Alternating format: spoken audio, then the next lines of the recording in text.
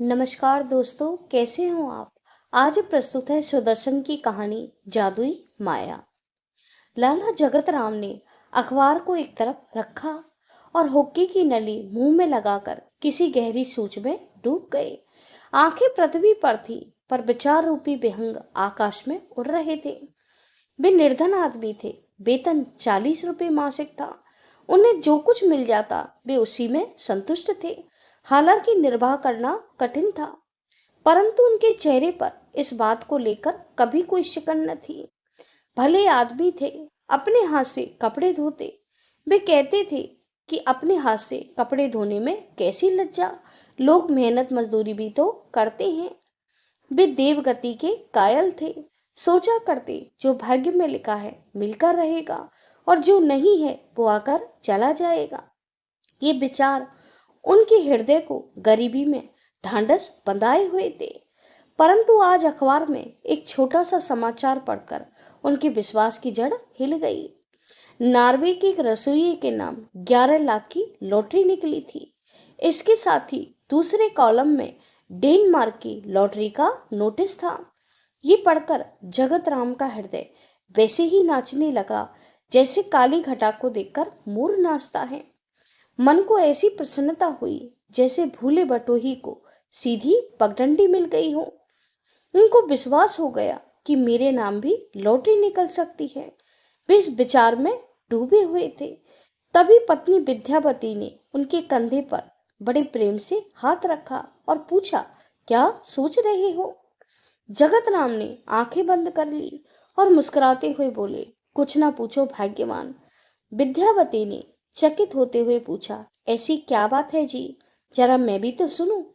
जगत राम ने अखबार हाथ में लिया और बोले, अरे भाग्यवान, मैं लॉटरी का टिकट खरीदने वाला हूँ। अच्छा, कितने रुपए खर्च होंगे। विद्यावती ने चौंक कर कहा। जगत राम ने कहा, 25 रुपए। ये सुनकर विद्यावती चौंक गई, जैसे कोई अनहोनी की बात सुन ली हो। 25 रुपए का टिकट खरीदना उसके लिए निरर्थक खर्च था, जो पाप तो नहीं पर पाप के लगभग अवश्य था। उस समय पति का मान रखने के लिए वह चुप रही, परंतु हृदय के भाव मुख पर झलक आए। जगत राम उसे गौर से देखने लगे और हिचकिचाते हुए बोले, भाग्यवान, मुझे ये जुआ खेल लेने दो, हो सके भाग्य जाग जाए। मुझे ऐसा लगता है कि कोई मेरे कान में कह रहा है कि लॉटरी मेरे नाम जरूर निकलेगी। विद्यावती ना न कर सकी। उसके पास पैसा पैसा करके बचाए हुए कुल 25 रुपए थे, जिनसे वह कोई छोटा मोटा गहना खरीदना चाहती थी। पर स्वामी की खातिर उसने इस विचार को त्याग दिया और 25 रुपए जगत राम के हाथ में दे दिए। जगत राम ने 25 रुपए से लॉटरी का टिकट खरीद लिया। भाग्य भरोसे पासा फेंक दिया था। अब जगत राम को दिन रात लॉटरी का ध्यान लगा रहता। खाते पीते जागते, कभी कभी रात को सोते समय चौंक उठते।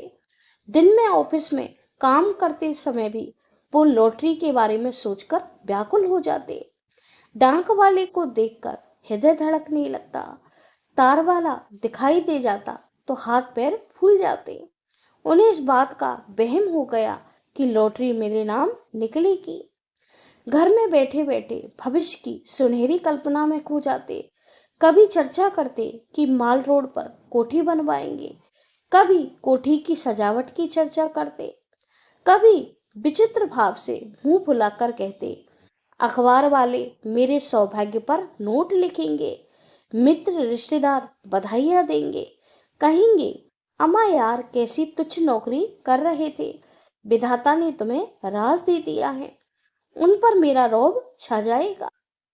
विद्यावती भी हर्षित होकर बोली, मैं सारे मोहल्ले में लड्डू बांटूंगी, अनाथालय में रुपए भेजूंगी, मैंने तो भगवान से मन्नत भी मांग ली है। इसी तरह चर्चा करते करते 3 महीने बीत गए। अब विद्यावती और जगत राम प्रतिक्षण व्याकुल रहने लगे। अब उन्हें मासिक वेतन लेकर प्रसन्नता न होती। लालच ने शांत हृदय में चंचलता पैदा कर दी। संतोष का स्थान तृष्णा ने ले लिया। कई दिन बीत गए, कोई सूचना न मिली। मन आशा निराशा के बीच झूलने लगा। निराशा कितनी दुखजनक और कितनी भयानक थी, जिसे आशा की किरण ने और भी अंधकारमयी बना दिया था। सायंकाल का समय था। विद्यावती जगतराम दोनों छत पर लेटे थे। दोनों चुपचाप गुमसुम थे और अपने अपने विचारों में खोए हुए थे। इन 3-4 महीनों में उनका खर्चा ज्यादा बढ़ गया। लॉटरी की आशा ने साहस बढ़ा दिया। उन पर बहुत सा ऋण चढ़ चुका था। दोनों पति पत्नी को चारों तरफ अंधकार दिखाई देता। आशा की कोई किरण न थी। इतने में किसी ने दरवाजे पर ठपकी दी। विद्यावती का कलेजा उछल पड़ा। बोली, कौन है? बाहर से उत्तर मिला, तार ले जाइए। जगतराम भागे भागे नीचे आए। तार लेकर पढ़ने लगे। आशा निराशा को पराजित कर विश्वास में बदल गई। चिल्लाकर बोले, लॉटरी निकल गई। विद्यावती के हृदय सागर में आनंद की तरंगें उठने लगी, जैसे भिखारिन को राज मिल गया। विद्यावती ने कहा, कितने रुपए मिलेंगे जी? जगतराम ने कहा, 3 लाख रुपए। अरे भाग्यवान, अब तो बधाई दो। विद्यावती ने सजल नेत्रों से कहा, मैं मोहल्ले में मिठाई बांटूंगी। मुझे मिठाई बांटनी है।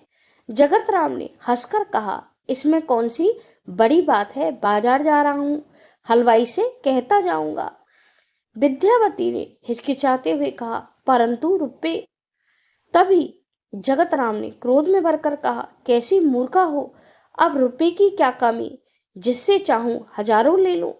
जगतराम ने अकड़ कर कहा और वो बाहर निकल गए। तभी विद्यावती को कुछ समय बाद शोर सुनाई दिया। वो बाहर निकल कर आई तो उसने देखा तार घर का चपरासी औंधे मुंह नाली में पड़ा है। जगतराम उसे गालियां दे रहे हैं। विद्यावती ने हैरान होकर पूछा, ये सब क्या है?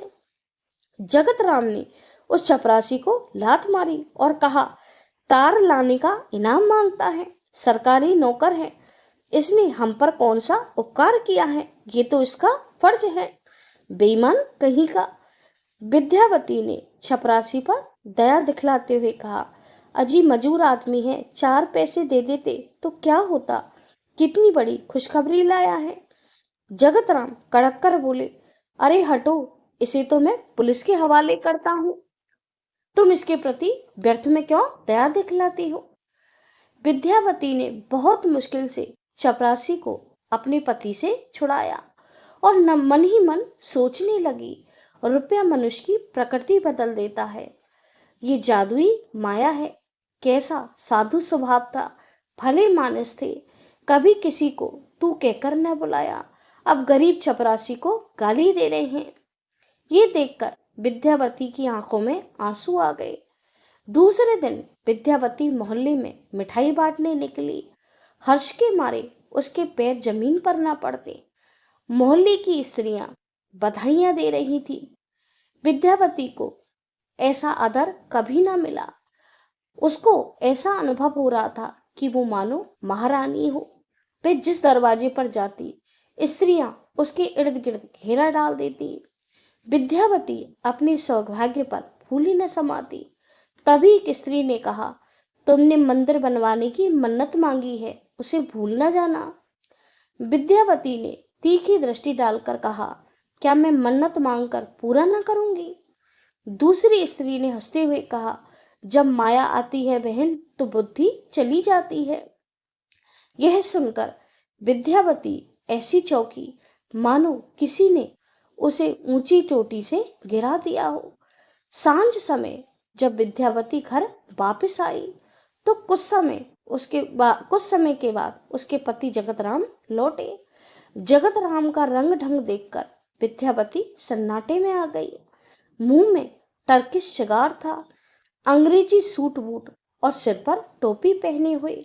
उनके पीछे पीछे एक नौकर बक्सा उठाए हुए अंदर आया। नौकर को देखकर विद्यावती ने झट से अपना घूंघट नीचे खींच लिया। जगतराम ने मुस्कुराते हुए कहा, अब ये पर्दा छोड़ो, ये फिजूल का वहम है। मैं ये सब बर्दाश्त नहीं करूंगा। तुम्हें अपने रंग ढंग बदलने होंगे। नौकर के जाने के बाद जगत राम ने कहा, अरे भाग्यवान, जरा इस बक्से को खोलो और ये कपड़े पहनकर दिखाओ। विद्यावती ने बक्सा खोला। उसमें अंग्रेजी मेमो का लिबास था। विद्यावती ने कहा, मैं ये ना पहनूंगी। जगत राम, जो कल तक पर्दे के हिमायती थे, कड़क कर बोले, यह लिबास तुम्हें पहनना होगा। विद्यावती को ऐसा लगा कि मानो किसी ने छुरा भोंक दिया हो। कुछ समय बाद, रात्रि का समय था। आकाश के आंगन में तारे चमका रहे थे। जगत राम विद्यावती को मोटर में बिठाकर सैर पर निकले। विद्यावती भी नई बहू के समान सज धज कर गाड़ी में बैठी। जगत राम की मोटर एक बड़ी सी हवेली के नीचे ठहरी। जगत राम गाड़ी से उतरकर दौड़कर उस हवेली में ऊपर पहुंचे। विद्यावती ने सोचा कि कोई दुकान होगी, कुछ खरीदारी करने गए होंगे। तभी विद्यावती को उस कोठी से सारंगी और तबले की आवाज सुनाई देने लगी। ये सुनकर विद्यावती का कलेजा बैठ गया। कुछ देर में जगत राम के साथ एक बेहद सुंदर स्त्री नीचे उतरी। वह जगत राम ने पत्नी से कहा, ये राहत जान है, शहर की सबसे अच्छी गाने वाली हैं। ये सुनकर विद्यावती को क्रोध आ गया। विद्यावती ने कहा, इस स्त्री का यहाँ पर क्या काम। ये सुनकर राहत जान पर मानो घड़ों पानी पड़ गया। विद्यावती ने सर्पिणी के समान क्रोधित होकर कहा, बोली, मैं अब गाड़ी में न बैठूंगी। जगत राम ने क्रोध में भरकर कहा, तुम्हें अपने रंग ढंग बदलने होंगे। मरी क्यों जाती हो, ये तुम्हें कौन सी खा जाएगी। विद्यावती मन मारकर गाड़ी में बैठ गई, पर अचानक गाड़ी में खड़ी हो गई। स्त्री स्वाभिमान जाग उठा। बोली, मोटर रोको, नहीं तो मैं गाड़ी से कूद जाऊंगी। मैं ये अपमान बर्दाश्त नहीं कर सकती। जगत राम ने पत्नी की बात को अनदेखा कर दिया और मोटर तेजी से दौड़ने लगी। अचानक फुटपाथ पर सोए दो गरीब उस मोटर से कुचल गए। विद्यावती चीखी और लोगों की भीड़ इकट्ठी हो गई। जगत राम को गिरफ्तार कर लिया गया और वो थाने के कारागृह में बंद हो गए। विद्यावती रोती हुई थाने पहुंची। उसने एक सिपाही को कोने में बुलाकर कहा, क्या इस समस्या का कोई उपाय नहीं। सिपाही ने कहा, नहीं, फांसी से कम सजा न होगी। विद्यावती ने रोते हुए और गिड़गिड़ाते हुए कहा, हमारे नाम 3 लाख की लॉटरी निकली है। यदि अपना पैसा मैं पानी की तरह बहा दूं तो भी कुछ नहीं हो सकता। सिपाही ने कहा, अब बात किसी के बस में नहीं है, मामला बहुत ऊपर तक पहुंच चुका है। विद्यावती ने देखा कि कुछ समय के बाद जगत राम के पैरों में बेड़ियां पड़ी हैं, हाथों में हथकड़ियां थीं, आंखों में आंसू थे और वो कारागृह में बंद थे। जगत राम रोते हुए बोले, विद्यावती, अब मेरा बचना संभव नहीं है। ये सुनकर विद्यावती का धैर्य टूट गया। उसने अपना सिर दीवार पर दे मारा। यकायक उसकी आंखें खुल गईं। यह सब वो जो अब तक देख रही थी वो स्वप्न था। जगत राम ने उसे झकझोरते हुए कहा, क्या हुआ विद्यावती। विद्यावती पसीने से तरबतर थी। जगत राम ने कहा, बनिया रुपयों का तगादा कर रहे हैं। अब इस तगादे से तभी पीछा छूटेगा जब ईश्वर की कृपा से हमारी लॉटरी निकलेगी।